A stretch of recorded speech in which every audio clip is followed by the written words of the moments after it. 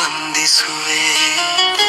ಜಗದ್ಗುರು ರಾಜಗುರು ಸದ್ಗುರು ರವಿದಾಸ ಮಹಾರಾಜರಿಗೆ ವಂದಿಸುವೆ ವಂದಿಸುವೆ. ನಿಮಗೆ ವಂದಿಸುವೆ ವಂದಿಸುವೆ. ಗುರುವಿಗೆ ವಂದಿಸುವೆ. ಕಾಶಿಯಲ್ಲಿ ಜನ್ಮ ಪಡೆದು ಜಗವ ಬೆಳಗಿಸಿದಿರಿ.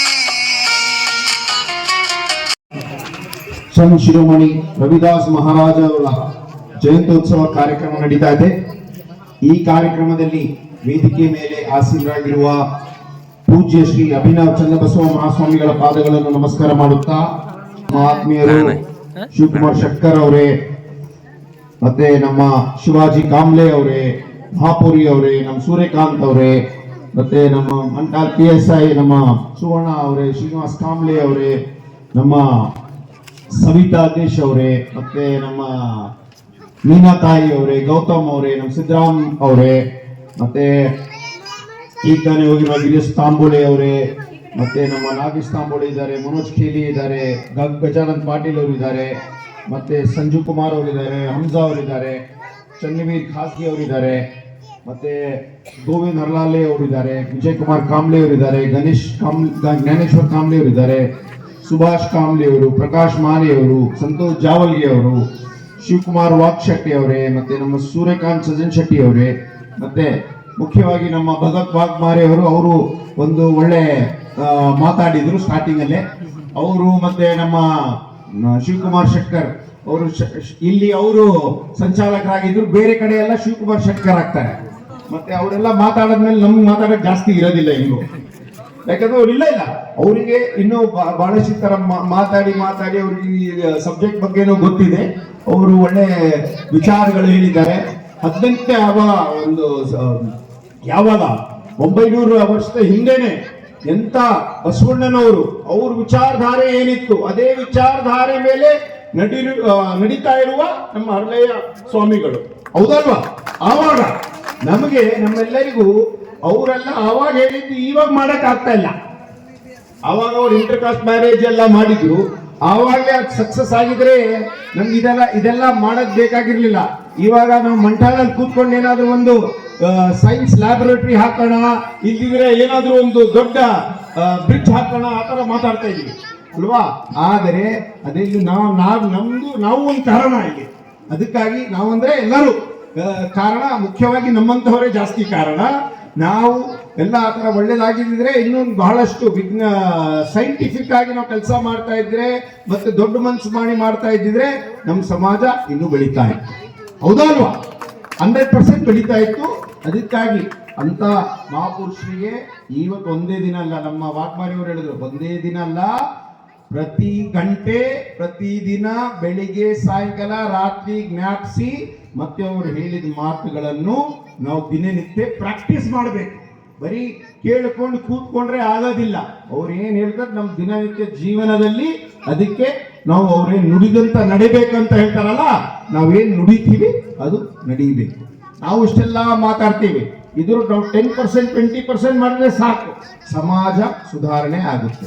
ನೀವು ಬಹಳಷ್ಟು ತಾಳ್ಮೆಯಿಂದ ಇಲ್ಲಿ ಕೂತ್ಕೊಂಡಿದ್ದೀರಿ. ಅದೇ ತಾಳ್ಮೆಯಿಂದ ಯಾವುದೇ ಜಾತಿಯವರಿರ್ಲಿ, ಎಂಥವ್ರ ದೊಡ್ಡವರಿರ್ಲಿ ಸಣ್ಣವರಿರ್ಲಿ, ನಮ್ಮವರೇ ಅಂತ ನಾವು ಕೆಲಸ ಮಾಡಿದ್ರೆ ಈ ತರ ಅದೇ ಒಂದು ಇದು ಹರಳಯ್ಯ ಸ್ವಾಮಿಯವರಿಗೂ ಮತ್ತೆ ನಮ್ಮ ರವಿದಾಸ್ ಮಹಾರಾಜರಿಗೆ ಸ್ಮರಣೆ ಮಾಡಿದಂಗೆ ಆಗುತ್ತೆ.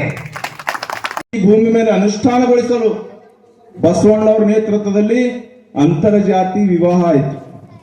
ಅದು ಸಂಪ್ರದಾಯವಾದಿಗಳು, ಪಟ್ಟಭದ್ರ ಹಿತಾಸಕ್ತಿಗಳು, ಯಥಾಸ್ಥಿತಿವಾದಿಗಳ ದೃಷ್ಟಿಯಲ್ಲಿ ಅದು ಅಂತರ್ಜಾತಿ ವಿವಾಹ ಇತ್ತು. ಆದ್ರೆ ಬಸವಾದಿ ಶಿವಶರಣರ ದೃಷ್ಟಿಯಲ್ಲಿ ಅದು ಸಮಾನ ಧರ್ಮೀಯರ ವಿವಾಹ ಇತ್ತು.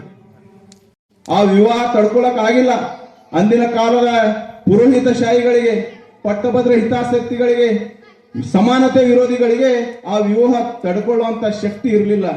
ಅದಕ್ಕೆ ಹೇಗಾದ್ರೂ ಮಾಡಿ ಬಸವಾದಿ ಶರಣರ ವಿಚಾರಗಳನ್ನು ಮುಗಿಸ್ಬೇಕು, ಅನುಭವ ಮಂಟಪ ಮುಗಿಸ್ಬೇಕು, ಜಗತ್ತಿನಲ್ಲಿ ಸಮಾನತೆ ಬರಬಾರದು ಅನ್ನೋ ಒಂದು ದುರುದ್ದೇಶ ಇಟ್ಕೊಂಡು ಅವತ್ತು ಬಸವಣ್ಣವ್ರ ವಿರುದ್ಧ, ಬಸವಾದಿ ಶರಣರ ವಿರುದ್ಧ ಪುರೋಹಿತ ಶಾಹಿಗಳು ಬಹಳ ದೊಡ್ಡ ಷಡ್ಯಂತ್ರ ರೂಪಿಸಿದ್ರು. ಆದ್ರೂ ಬಸವಾದಿ ಶರಣರು ಬಸವಣ್ಣವ್ರ ನೇತೃತ್ವದಲ್ಲಿ ಏನಾದ್ರೂ ಮಾಡಬೇಕು, ಜಗತ್ತಿಗೆ ಒಳ್ಳೆ ಸಂದೇಶ ಹೋಗ್ಬೇಕು, ತಾತ್ವಿಕವಾದಂತ ಒಂದು ಸಿದ್ಧಾಂತ ನಾವು ಈ ಭೂಮಿ ಮೇಲೆ ನೆಲೆಗೊಳಿಸಬೇಕಂದ್ರ ಈ ಅಂತರ್ಜಾತಿ ವಿವಾಹ ಮಾಡಲೇಬೇಕು ಅಂತ ಅನುಭವ ಮಂಟಪದ ನಿರ್ಣಯ ಆಯ್ತು. ಆ ನಿರ್ಣಯ ಪ್ರಕಾರ ಬಸವಣ್ಣವ್ರ ನೇತೃತ್ವದಲ್ಲಿ ಹರಳೆಯನ ಮಗನಿಗೂ ಬ್ರಾಹ್ಮಣ ಮದುವೆಯನ ಮಗಳಿಗೂ ವಿವಾಹ ಮಾಡಿದ್ರು. ಆ ವಿವಾಹ ತಡ್ಕೊಳಕ್ ಆಗಲಿಲ್ಲ. ಅವತ್ತಿನ ರಾಜ ಬಿಜ್ಜಳ ಮಹಾರಾಜಗೆ ಹೇಳಿ ಆ ವಿವಾಹವನ್ನು ಮಾಡಿದಂತ ಇವರಿಗ ಆಸ್ಥಾನ ಕರೆಸರು ಬಿಜ್ಜಳ ಮಹಾರಾಜ. ಹರಳೆಯನವರಿಗ, ಮದುವೆಯನವರಿಗ, ಕಲ್ಯಾಣಮ್ಮಗ ಮತ್ತು ಲಾವಣ್ಯವತ್ತಿಗೆ ಇವರಿಗೆಲ್ಲ ಏನು ಅಂತರ್ಜಾತಿ ವಿವಾಹ ಮಾಡ್ಕೊಂಡ್ರೆ ಅವರಿಗೆಲ್ಲ ಕರೆಸರು. ಬಿಜ್ಜಳ ಮಹಾರಾಜ ಕೇಳೋನು, ಹರಳೆಯ ತಪ್ಪಾಗ್ಯದಂತ ಒಪ್ಗೋ, ನಿನಗೆ ಜೀವಂತ ಇಡ್ತೇವೆ. ಹರಳೆಯ ನೀನು ತಪ್ಪಾಗ್ಯದಂತ ಒಪ್ಗೋ ಅಂತ ಕೇಳೋರು ಬಿಜ್ಜಳ ಮಹಾರಾಜ. ಆದ್ರೆ ಹರಳೆಯ ತಪ್ಪಾಗ್ಯದಂತ ಒಪ್ಕೊಂಡಿಲ್ಲ. ಇದು ಬಸವಾದಿ ಶರಣ ನೇತೃತ್ವದಲ್ಲಿ ಅಂತರ್ಜಾತಿ ವಿವಾಹ ನಿಮಗಿದ್ದಿರ್ಬೇಕು, ನಾವೆಲ್ಲ ಶರಣ ಧರ್ಮೀಯರಿದ್ದೇವೆ, ನಾವು ಸಮಾನತೆಯ ಪ್ರೀತಿಸೋರಿದ್ದೇವೆ, ನಾವು ಮಾಡಿದ ಸತ್ಯವಾಗಿದೆ ಅಂತ ನಮ್ಮ ಜೀವ ಹೋದ್ರು ನಾವು ಈ ತತ್ವದಿಂದ ಹಿಂದಕ್ಕೆ ಸರಲ್ಲ ಅಂತೇಳಿ ಅವತ್ತೇನವ್ರೇನ್ ತತ್ವ ಎತ್ತು ಹಿಡಿದ್ರು.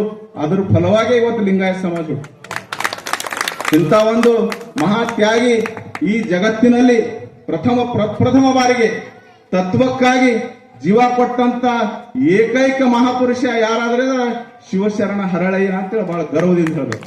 ಒಂದು ರೀತಿ ಹರಳಯ್ಯನವರು ಹಚ್ಚಿ ಹೋದಂತ ತತ್ವದ ಜ್ಯೋತಿಯನ್ನು 14ನೇ ಶತಮಾನದಲ್ಲಿ ಕಾರ್ಯರೂಪಕ್ಕೆ ತಂದವರು ಸಂತ ರವಿದಾಸ್ ಮಹಾರಾಜರು. ಸಂತ ರವಿದಾಸ್ ಮಹಾರಾಜರ ವಿಚಾರಗಳು ಬೇರೆ ಇಲ್ಲ, ಹರಳಯ್ಯನವರ ವಿಚಾರಗಳು ಕೂಡ ಬೇರೆ ಇಲ್ಲ.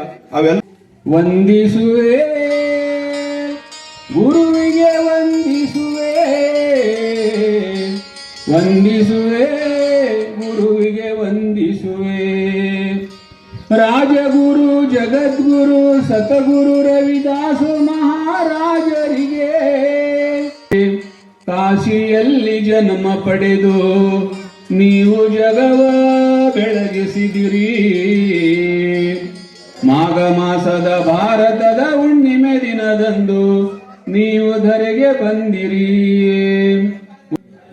ಸರ್ವ ಜನರು ಸುಖಿಯಾಗಿರುವ ರಾಜ್ಯವನ್ನು ಬಯಸಿದ್ದೀರಿ. ಆ ರಾಜ್ಯದಲ್ಲಿ ಸಕಲರಿಗೂ ಅನ್ನ ಸಿಗುವಂತಾಗಲಿ ಎಂದಿರಿ. ಚಿಕ್ಕವ ದೊಡ್ಡವ ಎನ್ನದೆ ಎಲ್ಲರೂ ಸಮಾನರಾಗಿ ಬಾಳಬೇಕು ಎಂದು ಹೇಳಿರಿ. ದೋಹ ಬರೆದು ಕಂದಾಚಾರ ಖಂಡಿಸಿದಿರಿ. ಸಮಾನತೆ ಸೋದರತೆ ಸಾರಿ ಸನ್ಮಾರ್ಗ ತೋರಿದ್ದೀರಿ. ಜಗಕ್ಕೆ ನೀವು ಹೊಸ ಧರ್ಮ ನೀಡಿದ್ದೀರಿ. ಅದುವೇ ರವಿದಾಸಿಯ ಧರ್ಮವಾಯಿತು. ನೀವು ಕೋಟ್ಯಾಂತರ ಜನರ ಕುಲಗುರು ಆದಿರಿ. ವಂದಿಸುವೆ ಗುರುವಿಗೆ, ವಂದಿಸುವೆ ನಿಮಗೆ ವಂದಿಸುವೆ.